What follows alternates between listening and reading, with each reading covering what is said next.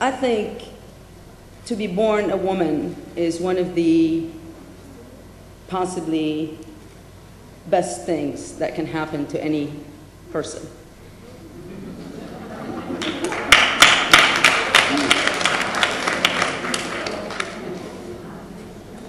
Being female is so special and so wonderful that it takes only a female sometimes to understand what I'm talking about.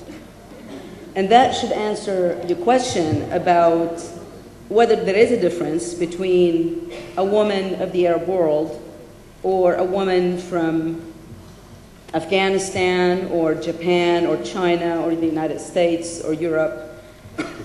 Women are so special and they're so unique that that's all you need to say, woman or female, period. You don't need to go beyond that. And I think what people most of the time don't understand, when people talk about women's rights or women's liberation or women's this and women's that, it's really, we're talking about basic rights. We're talking about the basics. We're talking about the right to exist, the right to be who we want to be. Just because our societies have been so patriarchal over the years that we're used to think that men are violent or males are the ones that bring in violence. But I think it's just a matter of misunderstanding women and misunderstanding what female is. I think a female is just as violent as a male, just as smart as a male, just as good as a male can be, just as bad as a male can be. We just happen to have a sexuality that is different. That's all. On the other side, we do have a lot of positives.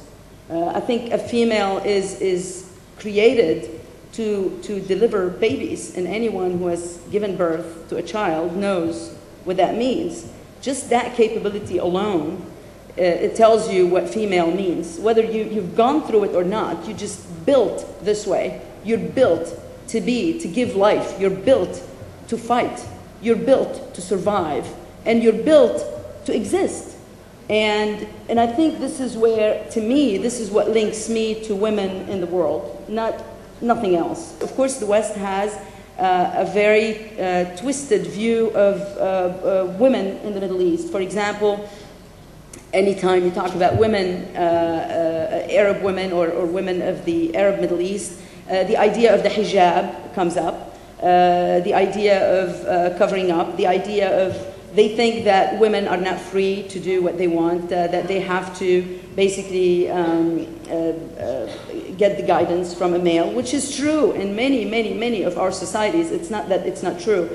But the West thinks that it's a big umbrella and all these women are under it and they're the same and they look the same and they act the same and they think the same and feel the same. I think what the Arab uprising and revolutions and awakening that we witnessed in the past year opened the mind of the West in general, opened the mind to see a different, not just women of the Middle East, but a Middle East altogether.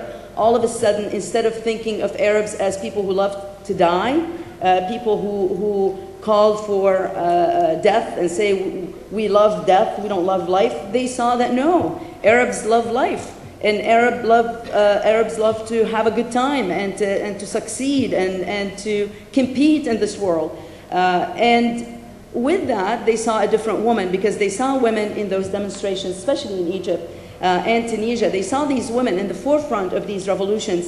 And all of a sudden, it didn't matter whether you're wearing a hijab or not, because the woman wearing a hijab was next to the woman without a hijab, was next to the man, was next to the elderly, next to the child. All of them, all of a sudden, it's humanity. This is why we connected so well. Arabs and the West, the East and the West connected so well because we reached out at the humanity level. It wasn't anymore about culture. It wasn't anymore about what I hate about you and what you hate about me. It was about I'm a human being and I want to reach out. I want to be just as good as you are and I can be as good as you are, and all I'm asking is for the right to exist, the right to be.